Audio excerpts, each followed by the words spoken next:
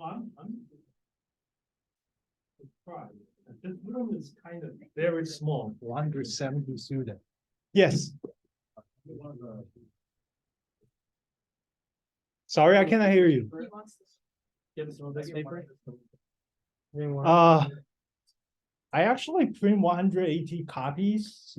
We only have 170 students. So if you haven't got it, please share with your neighbor. It's online. If you want hard copy, I can bring some more.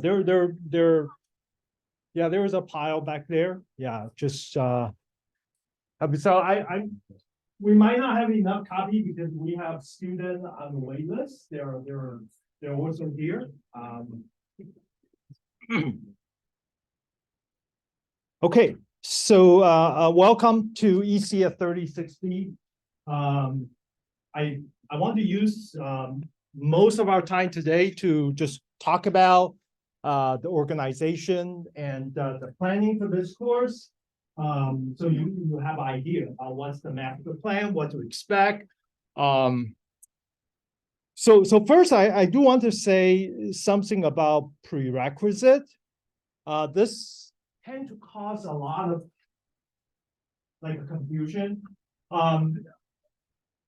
So there is an official one. There's I would say a practical one. The official one is that you should have taken a prerequisite course such as ecs36b, or you might have taken a course in another institute, which is equivalent to our 36A. By the way, for those who stand here, you're welcome to actually take some chair over here as well. You can move around. I don't want people to scream there. You can sit on the floor. And one of you can take my chair. I don't need the chair. Now this one is okay. All right, so that is a official one, but I want to tell you what do I mean by practical one. Practical one means that I actually see students struggle without having this element before they come into the class. And obviously, number one is C programming. So we're actually directly into the object-oriented part of the C++ programming. And if you already know a language like Java, you should be able to handle that. Then you need to catch up for the Unix part, because some of your previous learning about programming language, you might not be using a Unix environment. For example, some of you never use a GCC compiler or command line or makefile. Things like that. And those are the tools we're expecting students already have in the first course. And then therefore over here, you're actually going to use that. So that is the one concern. That is practical. And number two is that if you only know Python and there might be a part of the course, it might be really hard for you. Python, in fact, Python is a cool language, and it really in the industry, they just use that to do a lot of useful projects. But this course, we want the student to know, I would say the equivalent stuff, but it's actually in-depth into the C++, which, for example, we need to touch about how to manage the memory in an object-oriented language. And that part is going to be a bit challenging. So just be warned, if you come to the class, either you want to somehow fulfill the gap in such that you actually catch up those elements. I can provide you some online tutorial for you to do, but my experience, the reason I want to say that, practically with the homework schedule very packed, it's really hard for you to learning and then submit homework in time. And the other thing is that, of course, you can actually take ecs36a at UC Davis or sit in or audit before you actually come into this class. And the reason I already assigned the first 3 homework assignment 0, 1, and 2, which is all I have already published in Canvas, and also the hard copy, if you have one, already have that. All 3 homework assignments are essentially related to C programming and related to Unix environment. To ask you to do some kind of installation. That's why I want you to get a taste about how well you can handle this homework, and then if you feel the 3 homework you can handle it without too much trouble, then I would say your prerequisite practically is very solid. But if you have some trouble, you need to either talk to me or actually talk to the TA to see what exactly you're missing, and then so we can actually decide what's the best solution for you. Okay. Okay. Any question on this part? Prerequisite. All right.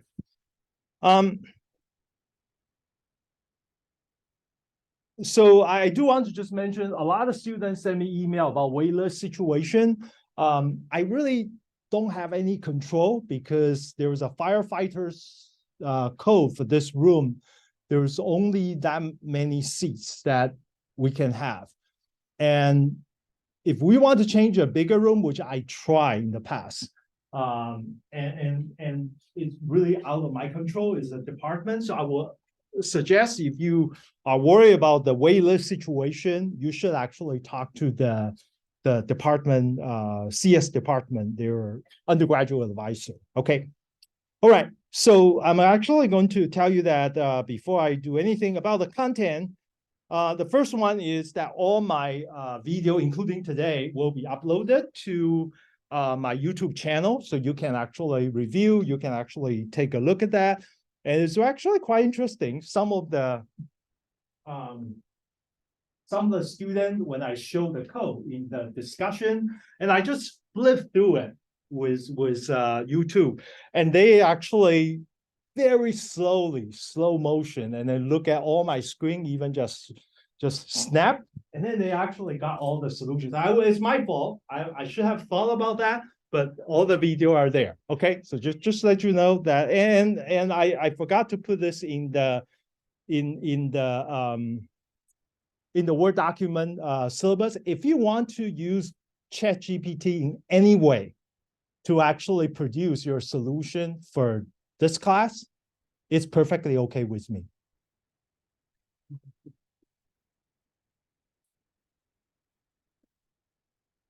Because I like to design new homework. So so ChatGPT hasn't learned about what we're doing. I mean, Shred probably know. He told me ChatGPT. I think ChatGPT even learned some of the program I put it in GitHub because they use the same port number, and that's very unique port number. So it's okay. You can use ChatGPT, and it's my problem to design the homework which you can learn, and ChatGPT won't be able to help you to achieve very much. Okay, that's my style. Just let you know, if you want to use ChatGPT, go ahead. I feel it's an unstoppable train that's actually we all need to deal with. Okay. Okay, I mean, this morning I actually type in some of the question, and I asked ChatGPT to produce program in C++ and JSON RPC. They did a very good job. So I'm actually using that as well when I assign the homework to you. So don't worry about that. Feel free to use it for this course, okay? Not for other courses, because all the university, including UC Davis, professors are still scratching their head, saying that, oh, what should be the policy about student using ChatGPT to doing X, Y, and Z and things like that.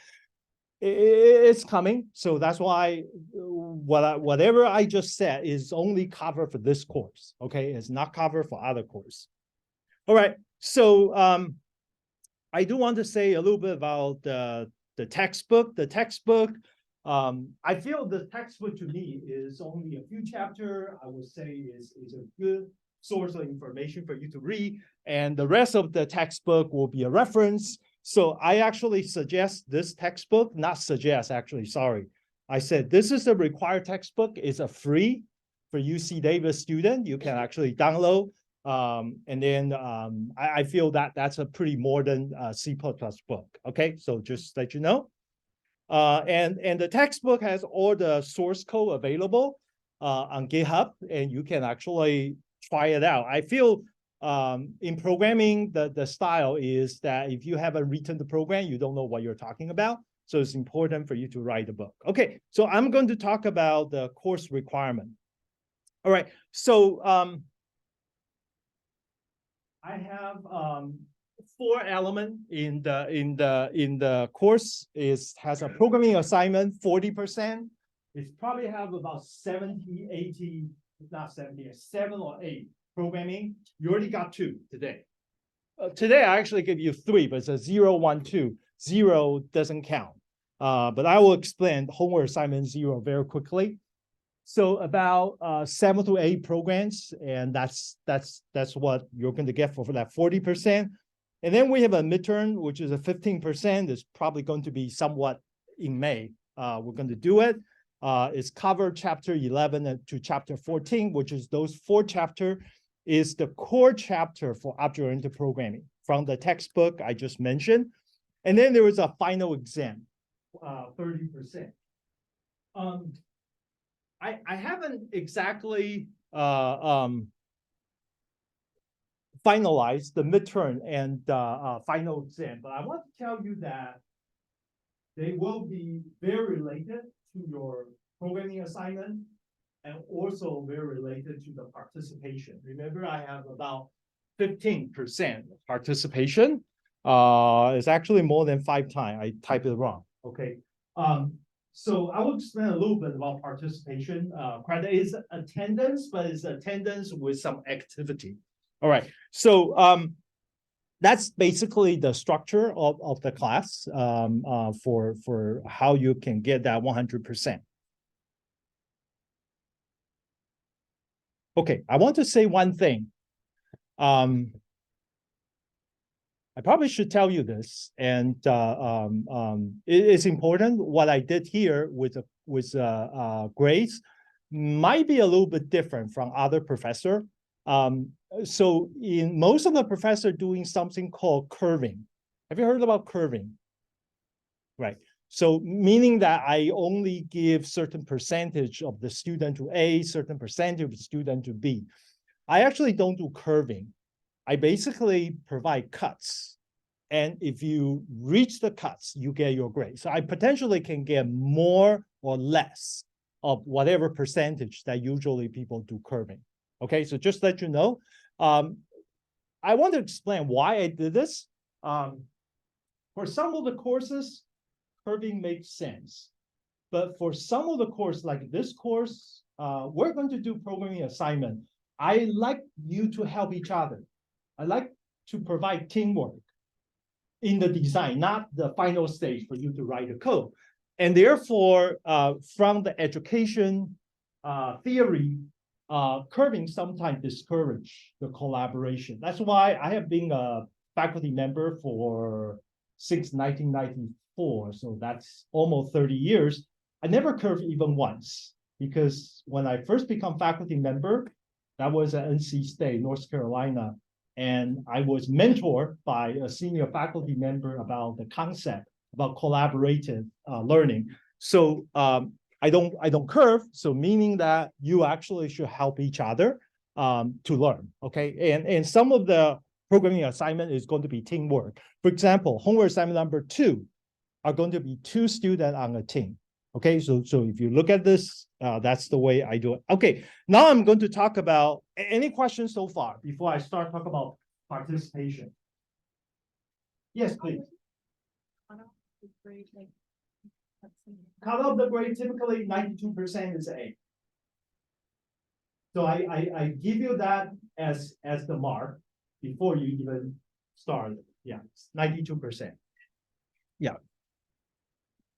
And then usually, okay, typically I do is 92% and deduct by 3 is A minus, which is 89, deduct by 3 is B plus, and so on and so on. And I usually don't give A plus. I only give like every 2 years, I give like 1 A+ or something like that. Yeah, A+ meaning extremely, extremely, extremely impressive. Okay. So that's the part I never included in the cut. Okay. Okay. Any other question? Okay, now I'm going to talk about participation. So in participation, it's not about attendance. To me, is I want to leverage the time for you to spend in discussion and in class to actually be able to resolve most of the issues that you might have. So instead of for you to kind of learn the knowledge code, and when you go home, and then you actually start to scratch your head saying that, well, how do I actually start with this?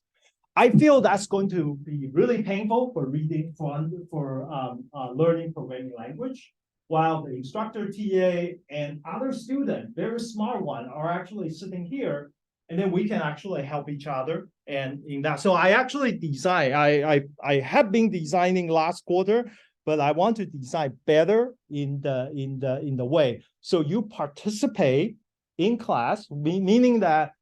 This is another thing I want to ask you. I actually really hope if you can do that, bring your own computer. Bring your own computer, because we're going to do some activity here. And the way we do it is that, I mean, you say, well, why do you want to bring the computer here? Because this is another pandemic, maybe, I don't know what kind of issue is that. UC Davis has been doing a lot of this kind of VPN stuff, and it turned out that the server that I have is, so far I still cannot reliably let the undergraduate student to access my server. So for example, if I design something, I put it on the server, and it just, you will actually 50% of the chance you'll realize that the VPN, because I don't know if you realize, UC Davis, we have multiple VPN. Library VPN, just one of those, but library VPN won't be able to access to my research server, because my research server is in the research part of the network. And what happened is that I asked the firewall to punch a hole to allow the student to be able to coming in. And it never works really well, because they want to protect the research server. They don't want any international, for example, international terrorists try to obtain some of the important information that UC Davis faculty are trying to produce. And this actually, by the way, happened before, and therefore is really unreliable. So what I did, and what I'm going to do this quarter, I said, I'm going to bring my server, which is a Raspberry Pi, in this room. Or I'm actually going to use this as a server using NGRock. Oh, really? Yeah. They have DHCP? Great. Okay. We'll see what happened. Yeah. Well, so we don't have DHCP, so I can bring my yeah, last quarter. Yeah. Okay. Okay. Thank you. I don't think so. Right. So it's either a Raspberry Pi or or directly to my computer, and you actually directly connect to me, to my device here, to my I didn't bring it with me, but it was a small computer. I'm going to put it here. That means that you actually need to interact with the server in class or in discussion hour. And that whenever I actually saw your work, because when you submit your work, you're going to provide your student ID. So I actually take that as a participation credit. So my participation credit is not about you sitting here, but my participation credit is actually your computers here, and then interact with me and my computer or whatever TA is here, and then we will do the recording. I mean, for example, one of the exercise we did is that we asked the student to actually solve the Wordle problem using a autonomous approach, not just fill up the file. So you can have a student write a program. They actually solve 1,000 or one of the 20,000 Wordle game in like 20 minutes, because they use a program to do that. So we have activity that we want to do it, but this quarter is going to be somewhat different. I'm not sure I'm going to ask you to do Wordle even as a programming assignment. So that means you're going to, hopefully you all can bring computer, but you don't have to. I know some of the students, they don't have a computer. So by the way, I'm not require the student have a computer to bring it in to this class. But if you don't have it, that's why we have teamwork, and you can actually use your teammates' computer to do the participation credit as well, but with your own credit, with your own student ID number. And I mean, if it's really necessary, I will bring some spare computer to class, so you can use that as well. Okay. Any question about the requirement of this course? Yes, please, in the back.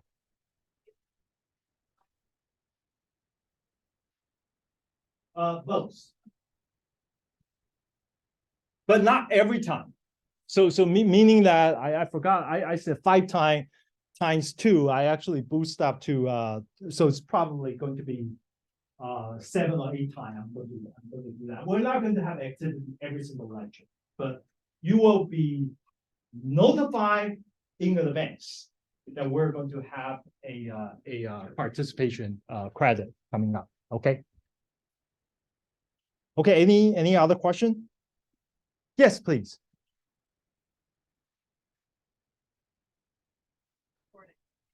This one is for recording, but I will have a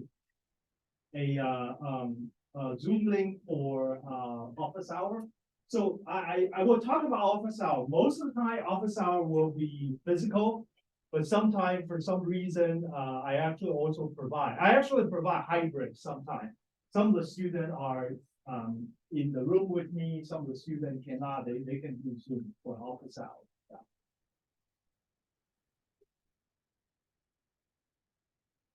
Okay, right. So this is the topic I'm going to cover for this course. So there are 3 parts. The first part is actually, of course, the core, I would say the linguistic perspective of object-oriented programming, which essentially there are 4 important concepts. If you never done object-oriented programming, which means that you only know C, then there are about 4 important principles, which is represent the textbook 11, 12, 13, 14, data abstraction, polymorphism, inheritance, and encapsulation. And we're going to cover that before the midterm. Okay, so that is one thing. But also we're going to look at one of the things about object-oriented programming is that it's not just about learning a language, but learning about what you can do about this language. So there is really, I feel that this is the most important objective for ecs36b is try to help students to unleash the power of object-oriented paradigm. So essentially, we're living in a world you can view. I mean, when we look at the world is really complicated.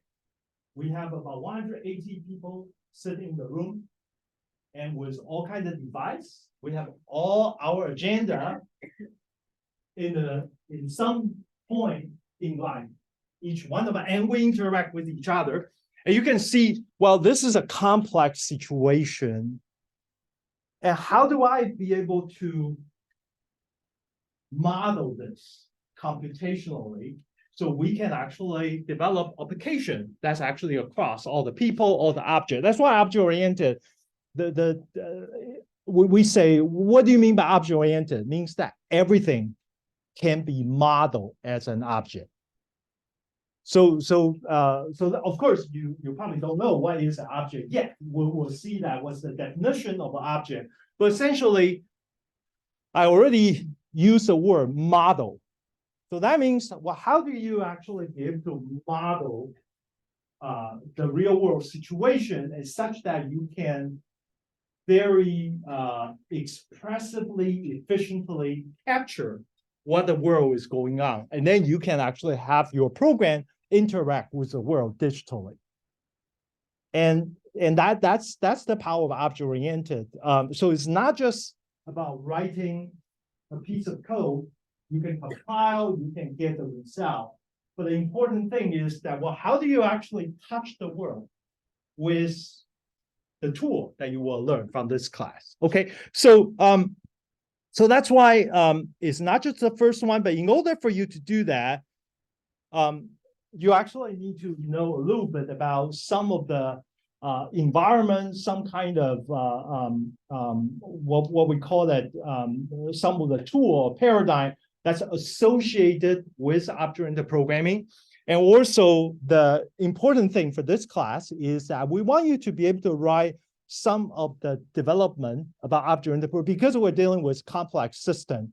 And therefore, how do you actually be able to use this and quickly write a program that's actually represent a very big system. So that's essentially what we want you to do. So I just want to show you that what I asked the student to do for their midterm exam last 2 quarters ago. Is that right? Fall of 2012. I asked them to actually use object-oriented programming to handle the autonomous drive. It's like a Tesla situation. And then when you actually encounter the situation, you're about to hit somebody. And how do you actually use object-oriented paradigm to actually design the system very quickly and to actually be able to avoid collision or make a decision, which is really hard to say whether you should hit this side or hit that side and try to deal with that. So I like to ask the student, that's a midterm, remember? That will be a similar midterm for you as well. And this quarter, just tell you that I plan to work on a advanced version of Unitrain. You probably know Unitrain, right? I should probably show you something. Sorry, that's a legal counsel. No, this is a Unitrain, but I want to tell you something. Oh, yeah, this is ChatGPT. So you know what I'm doing, right? Okay. All right. So this is my my ethic course. This was a year ago. And this project is actually talk about, you might know some of the people here actually.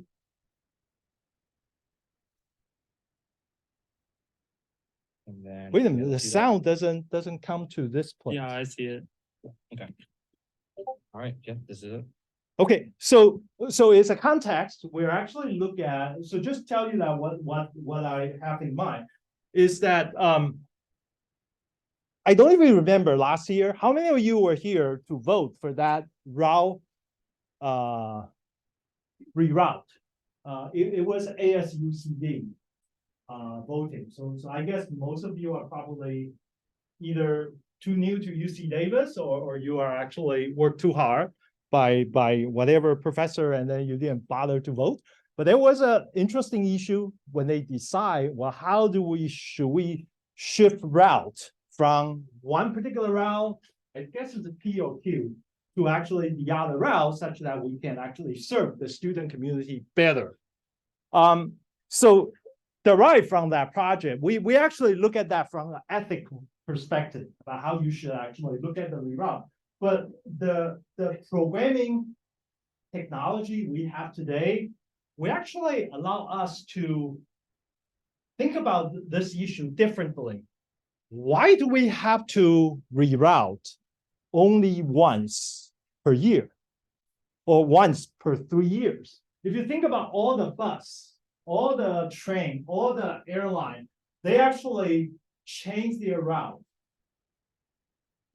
Not so often, okay? Especially the bus, they basically just follow the route and they use it for a long time. Because why? Because we actually expect certain route to show up in certain time, and then we will be able to get on the bus. Well, but today we actually can think of this issue differently because we all have a smartphone. We all have all kinds of capability to exchange our information about mobility.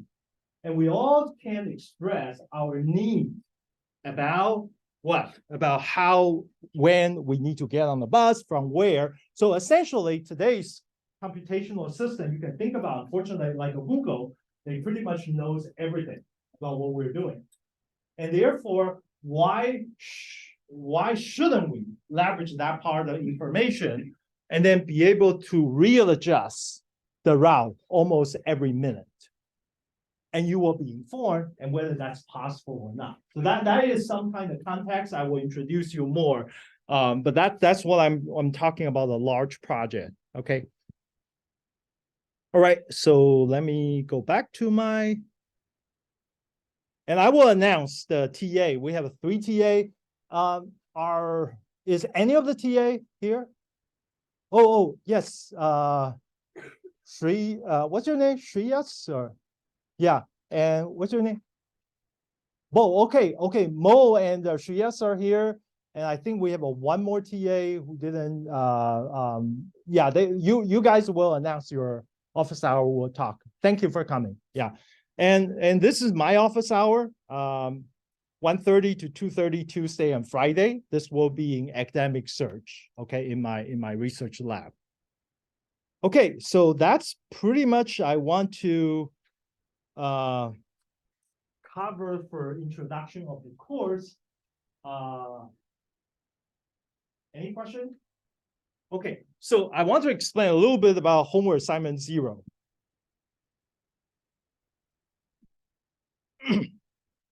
So you were wondering why I have this homework assignment number 0. Homework assignment number 0 is an installation project.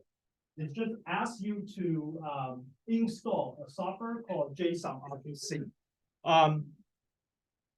I want you to install this by April 21st. And the thing is that we will help you. Over here, you can bring your computer. If you have some issue to install, then we can help you to address that. And typically, if you have a Mac OS, it's a very easy for you to install. If you don't have a Mac, you have a Windows system. There are 2 options you can use on your window. One is you install a virtual machine or whatever kind of a virtual machine that you can access.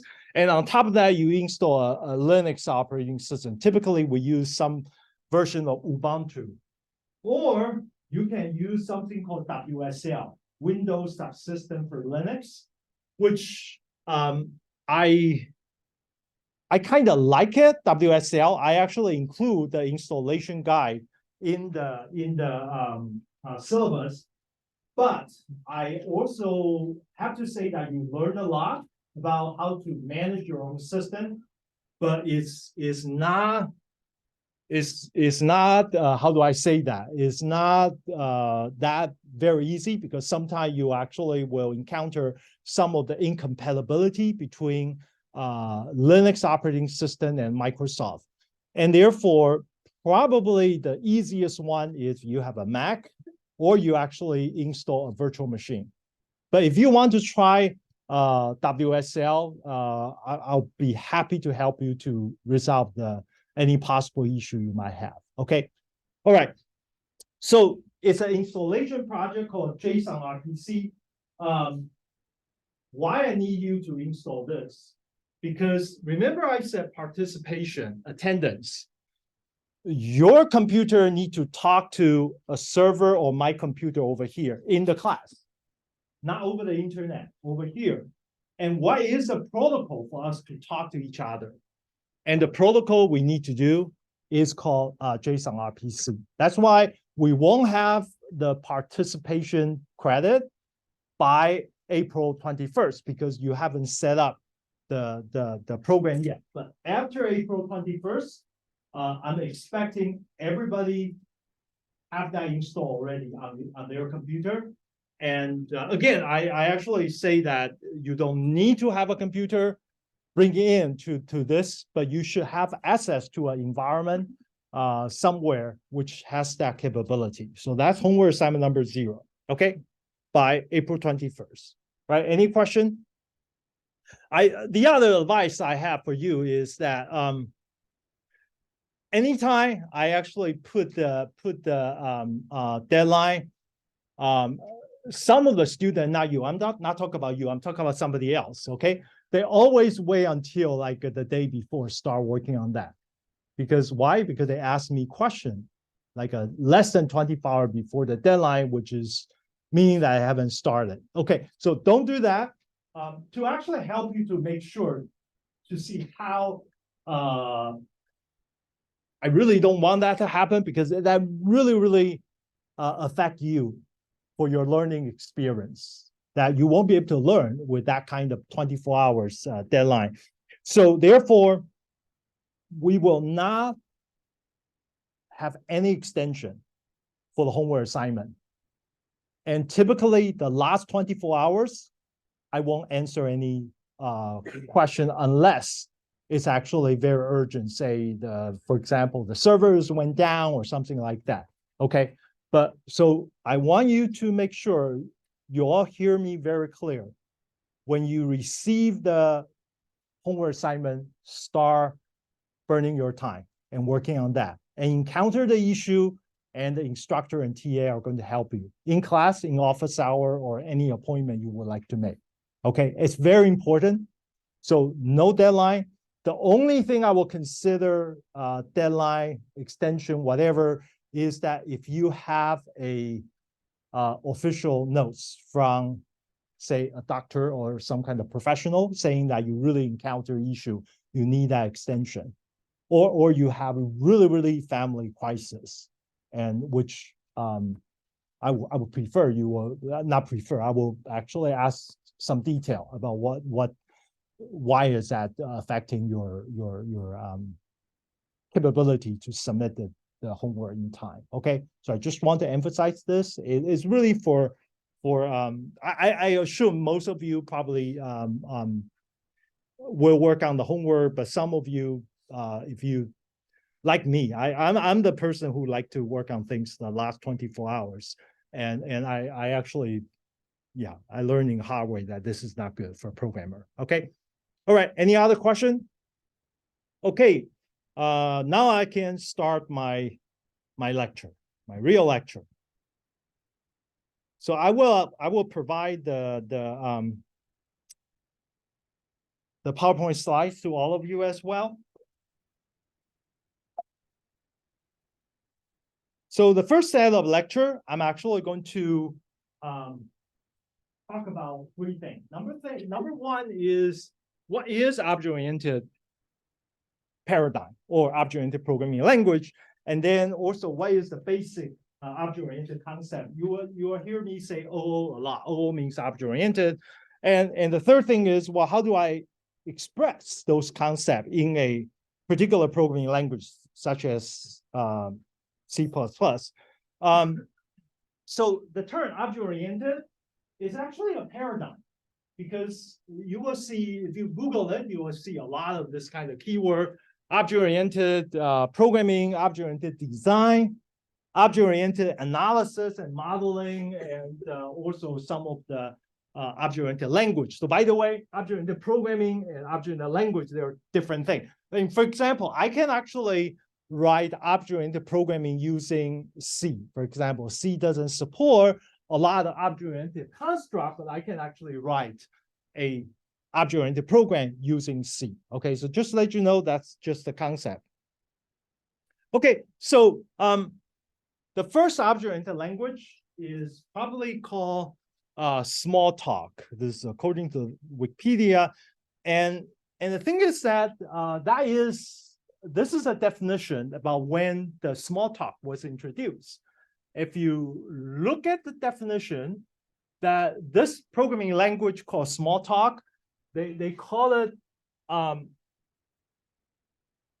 human-computer symbiosis, but this is really talk about the artificial intelligence back then. So at that time, the work by MIT and a bunch of really great pioneer in this field, they really want to design a programming language and such that I will be able to represent the world and this world will be digitized. By the way, we're talking about 1950, 1960. So it's a long history. How do we actually do that? Okay, so there are two sides of object-oriented I want to emphasize, and for this course, I want you to kind of see the balance between these two. The first side of the object-oriented is actually a very good software development tool. So let me ask a question.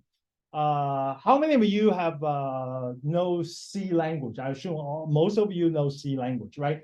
What is the largest program you ever wrote in C? I mean, in terms of lines of code. Anybody have some idea? Anybody want to provide how many lines of code?